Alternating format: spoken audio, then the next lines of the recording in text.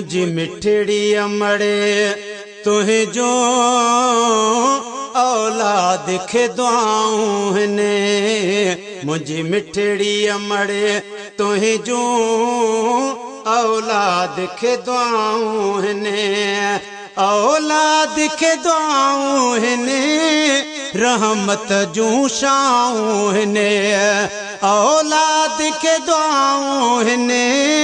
रहमत जूं शाऊं ने मुझी मिठड़ी अमड़ तुहे जो औलाद के दुआऊं ने है रब रखराई आहे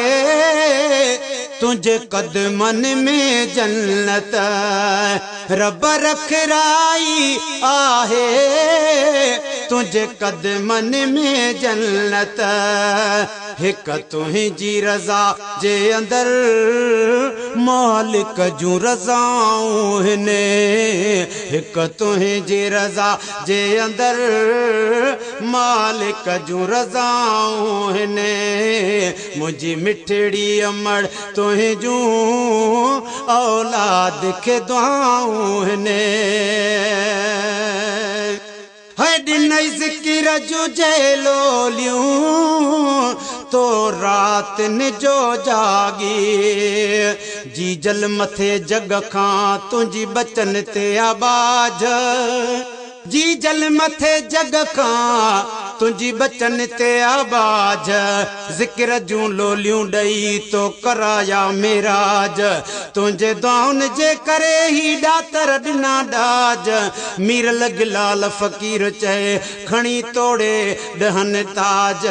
ओ सब शायूं शुगल काज तुझे कदमन तां कुर्बान कयां दिनई ज़िक्र जूं जेलोलियूं तो रात न जो जागी उहे तुझा ओ जागा उहे याद वफ़ाऊं ने उहे तुझा ओ जागा उहे याद वफ़ाऊं ने मुझी मिठड़ी अमड़ तुहे जूं औलाद खे दुआऊं ने कुछ वक्त अगर वींदो बच्चो बाहर जे निकिरी है कुछ वक्त अगर वींदो बच्चो बाहर जे निकिरी अमड़ जाए एहसान पियो तू सारी उम्र मन ला इलाहा इल्लल्लाह चई जह प्यारी थन कदमन ते किरणो हुजई तू भेरो की न की भंज वठी दुआऊं जाडे वञ त मीर लॻलाल न दुख ॾिसी है दिनई ज़िक्र जूं जेलोलियूं है तो रात न जो जागी उहे तुझा ओ जागा उहे याद वफ़ाऊं ने मुझी मिठड़ी अमड़ तुहे जूं औलाद खे दुआऊं ने कुछ वक्त अगर वींदो बच्चो बाहर जे निकिरी कुछ वक्त अगर वींदो बच्चो बाहर जे निकिरी त पोइ तंहिंजे ॾिसण जे लाइ रस्तन में निगाहूं ने मुझी मिठड़ी अमड़ तुहे जूं औलाद खे दुआऊं ने है बीमार अगर कोई तुझो बचड़ो आथी दो है बीमार अगर कोई तुझो बचड़ो आथी दो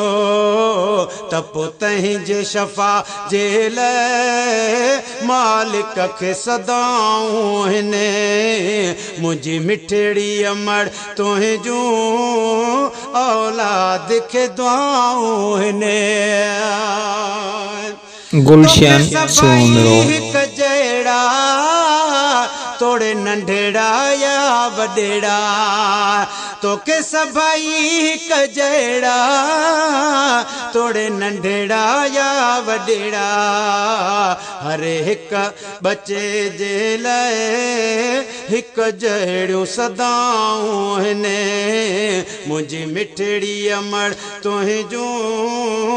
औलाद खे दुआऊं हिने होए मिसकीन आए तुंहिंजो ही निसार कुबर तोड़े होए मिसकीन आए तुंहिंजो ही निसार कुबर तोड़े मुंह खां तुंहिंजे दुआउनि सां सभु दूर बलाऊं हिने मुंहिंजी मिठड़ी अमड़ तुंहिंजूं औलाद खे दुआऊं हिने